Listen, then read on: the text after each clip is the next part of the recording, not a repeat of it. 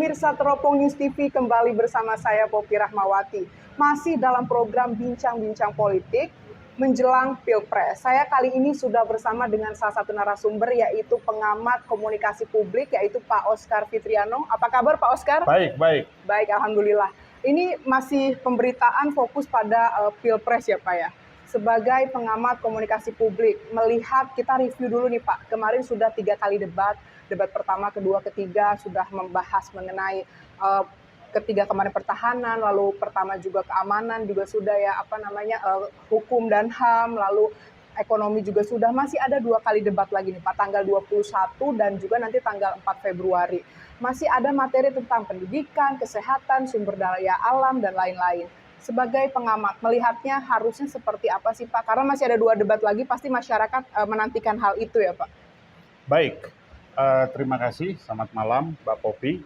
Begini, saya sebagai pengamat melihat bahwa dari debat yang sudah berlangsung selama beberapa kali, baik itu membicarakan topik hukum dan HAM, ya kan, kemudian ekonomi dan juga pertahanan keamanan kemarin, saya melihat memang secara pengamat ya, saya melihat bahwa arah daripada perdebatan ini perlu diperbaiki sebenarnya.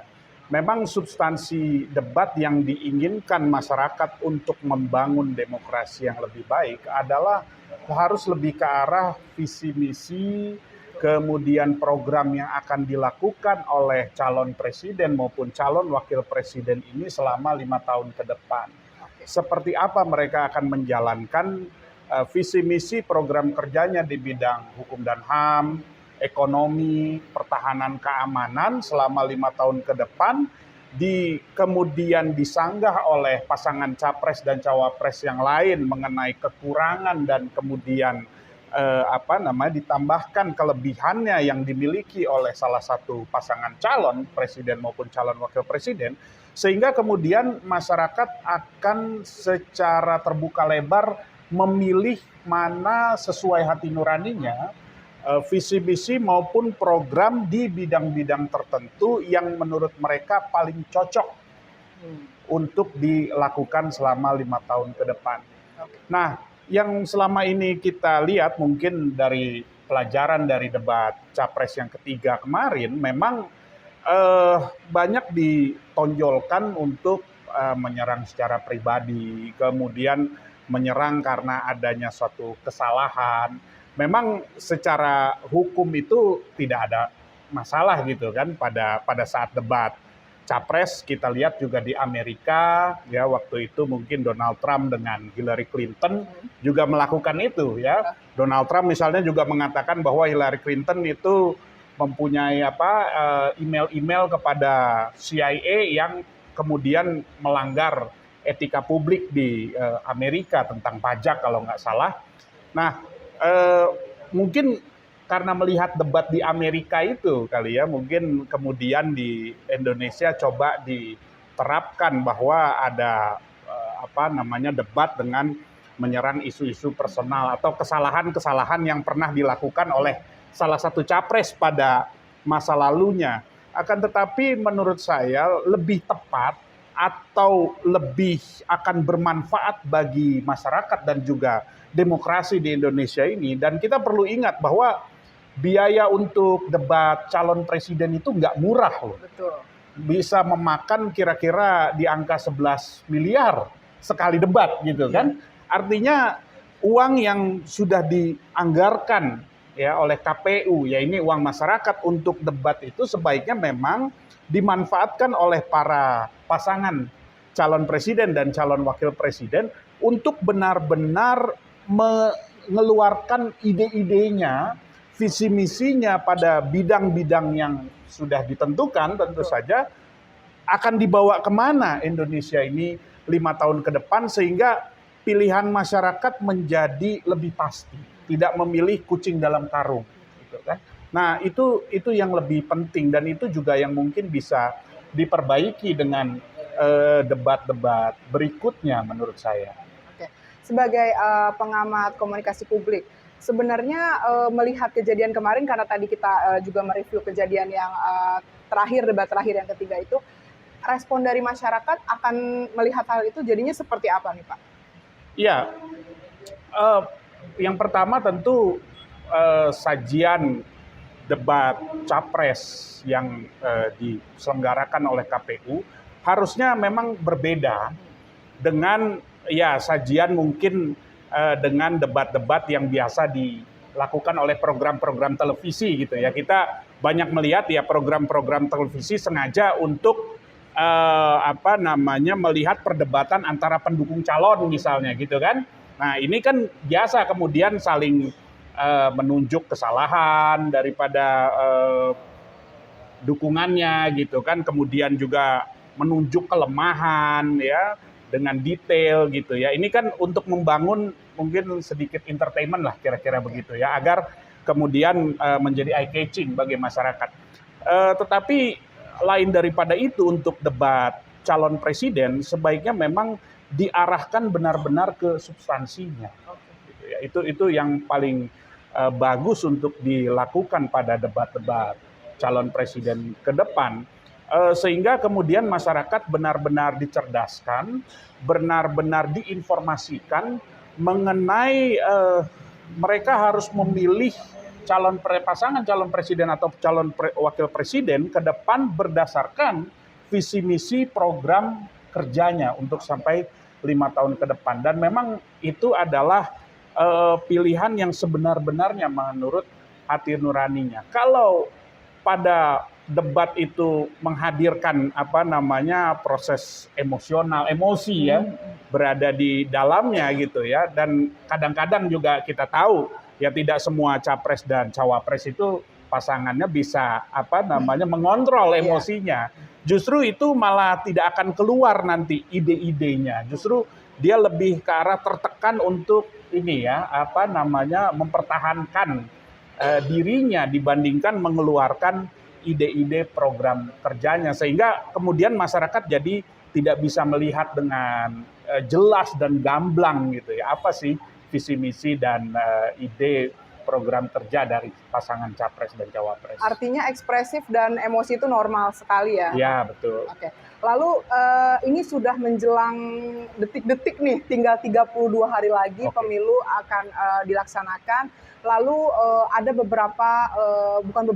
ketiga pasangan calon ini optimis satu putaran menang.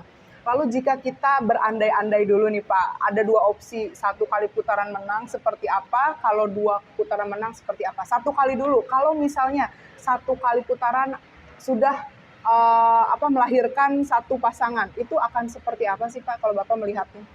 Ya, secara yang pertama memang kita bahas dulu secara peraturan perundang-undangan. Memang sudah jelas secara undang-undang pemilu mengatakan apabila ada salah satu calon presiden, pasangan calon presiden, calon wakil presiden mendapatkan suara mayoritas dalam hal ini 50% plus 1, maka sudah bisa ditetapkan menjadi pasangan capres-cawapres terpilih. Oke. Ya, itu secara peraturan perundang-undangan sudah jelas tertulis di situ, dan ini merupakan konsensus yang sudah dibuat ya di wakil rakyat kita. Jadi itu tidak bisa dibantah lagi. Kalau memang salah satu calon sudah mendapatkan suara mayoritas, maka segera dia harus menjadi capres dan cawapres terpilih. Yang kedua, kita perlu ingat sejarah juga bahwa kita atau pemilu pernah juga melahirkan capres dan cawapres terpilih 1 putaran, yaitu pada saat zamannya Pak SBY dan Pak Budiono waktu itu. Kan kita ingat ada 3 calon juga ya pada waktu itu ya. Pak SBY Budiono, kemudian Ibu Mega dan Pak Prabowo gitu ya. Dan yang ketiga adalah Pak Yusuf Kalla dan Pak Wiranto sebagai cawapres. Dan ya belajar dari sejarah tersebut kita mengetahui bahwa Pak SBY menang mayoritas pada waktu itu ya. Dan yang terjadi adalah masyarakat menerima kemenangan itu, dan akhirnya kemudian kita tahu Pak SBY dilantik dengan aman, damai gitu ya. Masyarakat juga kemudian mendukung pemerintahan beliau. Artinya memang negara kita dan juga masyarakat sih sudah belajar sih ya, kalaupun ada pasangan capres dan cawapres di tahun 2024 ini yang menang satu putaran. Itu kalau mendapatkan suara mayoritas berdasarkan peraturan perundang-undangan tadi. Artinya memang semua pihak harusnya optimis untuk menang satu putaran karena menghemat biaya ya kan yang tidak kecil gitu, lalu juga menghemat tenaga, pastinya menghemat waktu dan lain sebagainya. Lalu itu tadi bicara satu putaran. Bagaimana jika harus 2 putaran?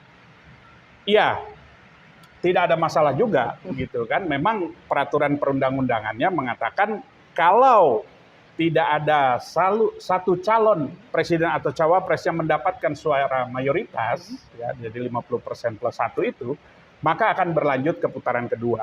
Maka kemudian di putaran kedua ini kita akan melihat adanya bentuk koalisi-koalisi yang akan dilakukan oleh capres dan cawapres yang tidak maju ke putaran kedua. Nah, bahasa dari kami adalah, menurut hemat kami, maka yang paling cocok secara visi misi, ya, harusnya yang paling cocok secara visi misi, gitu ya, yang akan bergabung, ya. Yang kemudian mungkin yang tidak lolos akan mendukung pasangan capres dan cawapres yang paling sesuai, paling dekat visi misi, program dan juga arah kebijakannya ke depan. Mereka akan bergabung. Meskipun tentu saja kalau masyarakatnya tidak bisa juga diajak keseluruhan bergabung. Masyarakat tetap bisa punya pilihan yang lain gitu kan di putaran kedua. Akan tetapi ya saya akan melihat nanti mungkin yang tidak maju ke putaran kedua, capres dan cawapresnya akan mungkin mendukung siapapun yang maju ke putaran kedua. Akan tetapi masyarakatnya akan lebih independen, bisa lari ke yang didukung oleh capres-cawapres, bisa juga berlari ke yang lain. Oke. Sudah ada namakah mungkin prediksi dari Pak Oscar sendiri, dari misalnya nama yang ini nih kira-kira akan merapat ke sini atau seperti apa? Karena kan kalau dari pemberitaan sendiri katanya satu malah sudah ada obrolan nih dengan 3 gitu. Kalau dari Bapak sendiri melihatnya? Ya kalau sampai sekarang sih saya melihat masih cair ya. Karena survei yang kita lihat ya memang masih dinamis ya, naik dan turun gitu ya. Ini asumsi putaran kedua tadi ya. Ya kalau masuk ke putaran kedua maka semuanya kan tidak mempunyai suara mayoritas. Maka mau tidak mau mereka harus bergabung. Ya.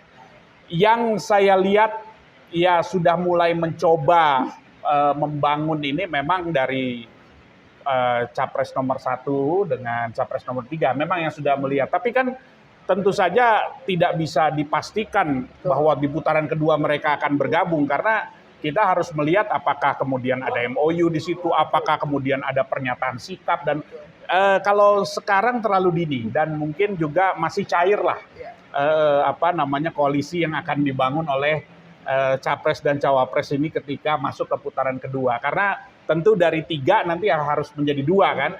Nah berarti yang 1 itu harus bergabung kemana kan gitu. Ya. Artinya politik itu dinamis, masih ada 32 hari lagi, mereka harus seperti apa, membangun komunikasi dan juga mungkin penyampaian kepada publik seperti apa. Mungkin ini pertanyaan terakhir Pak, sebagai pengamat komunikasi publik, apa yang memang harus mereka lebih baguskan lagi gitu kepada para calon-calon pemilihnya di masyarakat mungkin? Ya, baik. Tentu saja pada komunikasi, dari sisi komunikasi publik ya, saya sih melihat bahwa capres dan cawapres ini memang mempunyai suatu tanggung jawab besar, kemudian untuk memberikan informasi dan kemudian mencerdaskan para pemilihnya. Terutama tadi itu, saya tetap fokus kepada visi misi program di bidangnya tertentu, misalnya di bidang ekonomi, di bidang pertahanan keamanan, di bidang hukum dan HAM, dan bidang yang lain.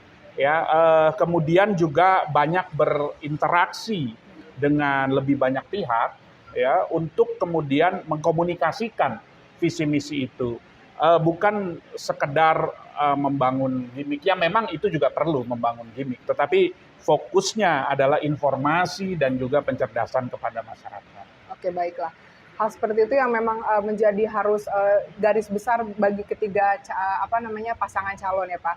Terima kasih banyak atas sharingnya, atas obrolan kita. Tadi cukup seru, mungkin nanti akan ada episode-episode lainnya Pak Oscar. Ya, Terima kasih banyak atas waktunya. Ya, pemirsa, kita akan bertemu di episode selanjutnya dengan narasumber yang tidak kalah menarik. Sampai jumpa.